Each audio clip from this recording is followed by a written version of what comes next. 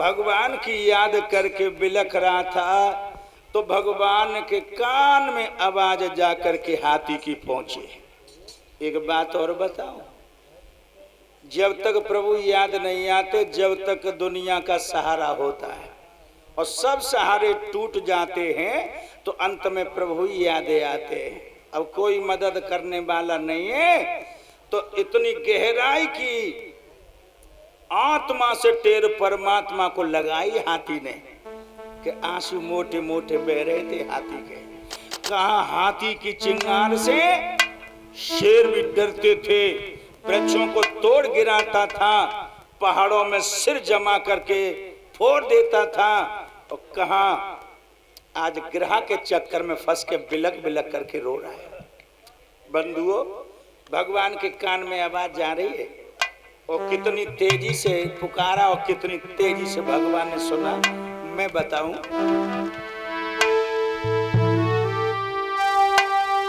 भर गई सरारा रुचि,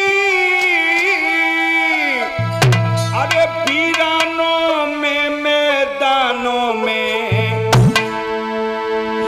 हाथी की टेर पहुंच गई है बैकुंठनाथ के कानों में।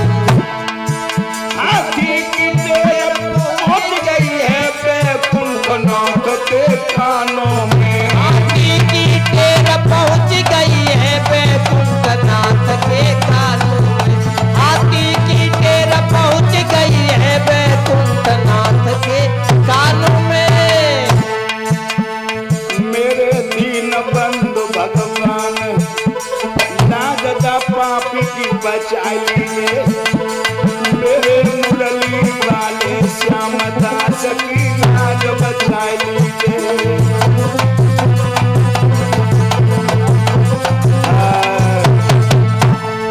जो भगवान ने आवाज सुनी, गिरह ने धर के झटका दिया, मेरे भगवत प्रेमियों हाथी को नीचे दबोच लिया।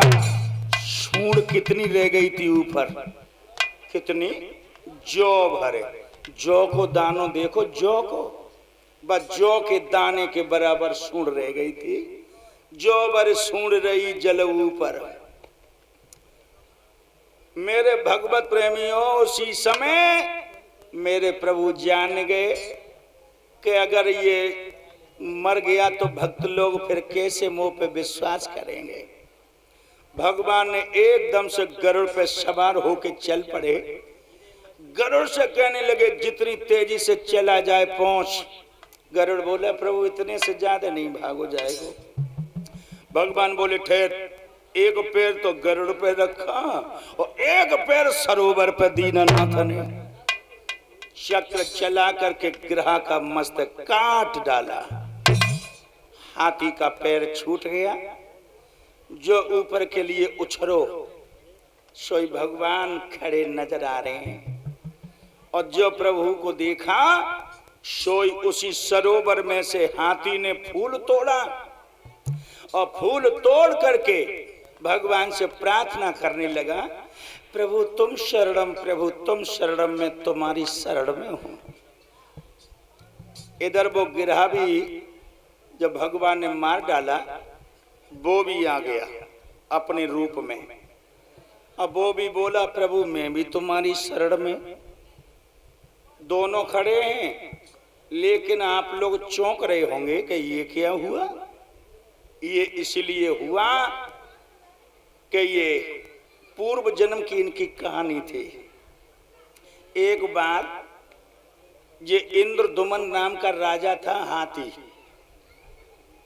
अकेला झूम रहा था। तब तक संतों की टोली निकल के जा रही। संतों को देख करके इसने प्रणाम नहीं किया।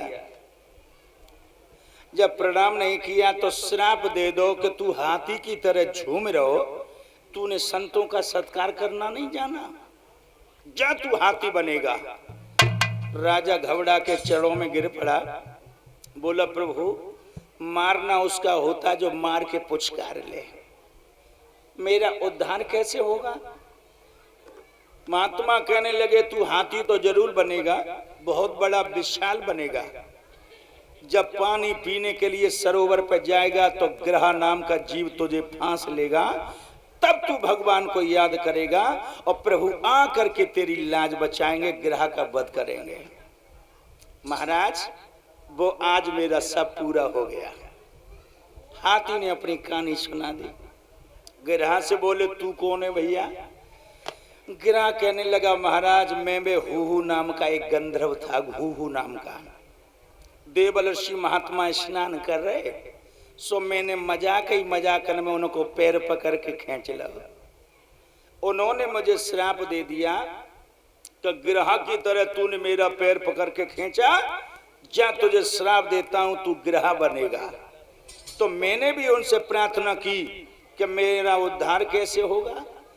जवाब दिया वो हाथी आएगा पानी पीने के लिए, तू उसे पकड़ लेगा, वो भगवान को याद करेगा, तब आ करके तेरी मुक्ति करेंगे वो प्रभु।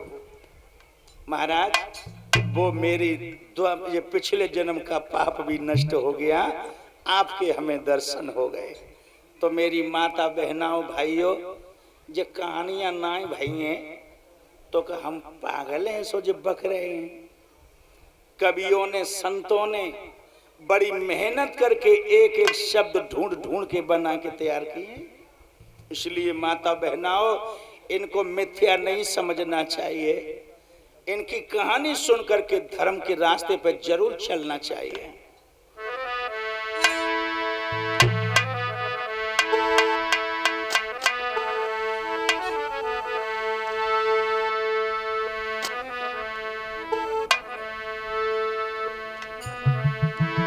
देख लिया मैंने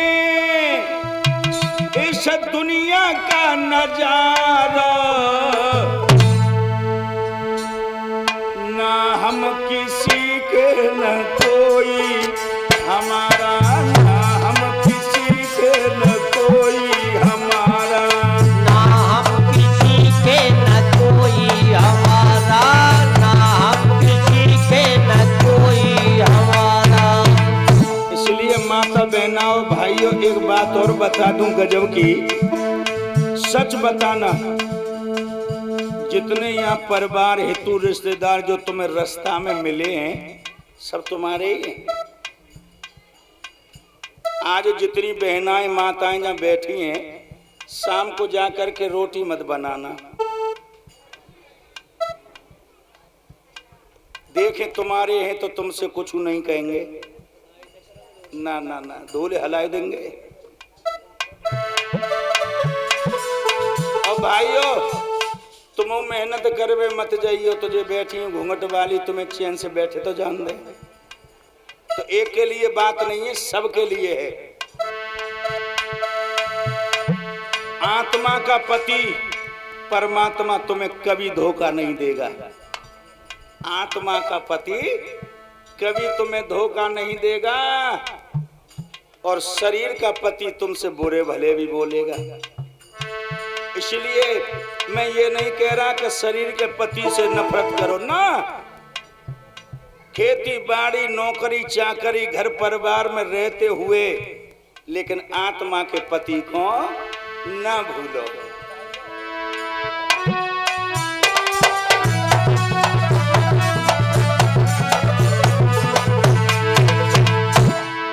देख लिया मैंने ये सब दुनिया का नजारा, बहुत सुंदर है। ना हम किसी के न कोई हमारा, ना हम किसी के न कोई हमारा, ना हम किसी के न कोई हमारा, ना हम किसी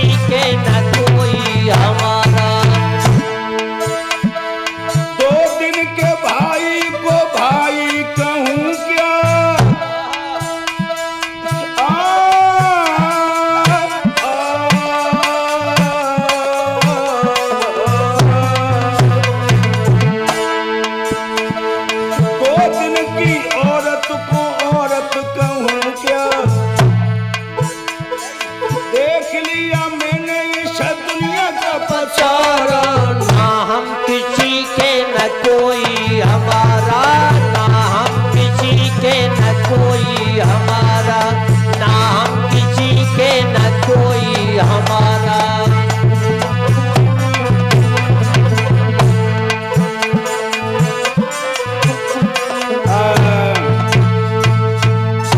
मेरे भाइयों माता बहनाओं, इसलिए तो मैं कहता हूँ कि भगवान का चिंतन करना ना छोड़ो। खेती